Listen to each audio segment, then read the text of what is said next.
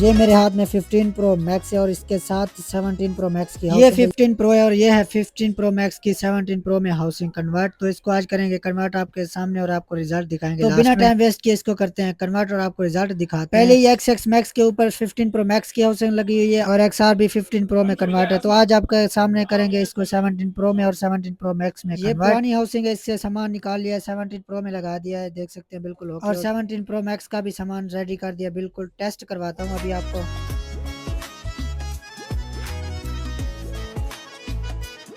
ماشاءاللہ یہ 17 پرو ہے اور یہ 17 پرو میکس ہے. پہلے ان کی کنڈیشن ایسی تھی, پہلے بھی کنورٹ تھے, لیکن ابھی اس کی کنڈیشن آپ کے سامنے ایسی ہو گئی. اس کے کیمرے چیک کرواتا ہوں آپ کے, دونوں کیمرے ورکنگ میں. اس کی فلیش لائٹ آپ کو چیک کرواتا ہوں, فلیش لائٹ دونوں کی ورکنگ میں اور ایوری تھنگ ورکنگ میں. ایوری تھنگ بالکل نیو ہو گیا. اگر آپ نے بھی اپنا موبائل نیو باکس پیک کروانا ہے تو ہم سے رابطہ کریں. مزید اچھی ویڈیو دیکھنے کے لیے فالو کر لیں. ملتے ہیں نیکسٹ اچھی ویڈیو کے ساتھ. ابھی تک کے لیے اللہ حافظ.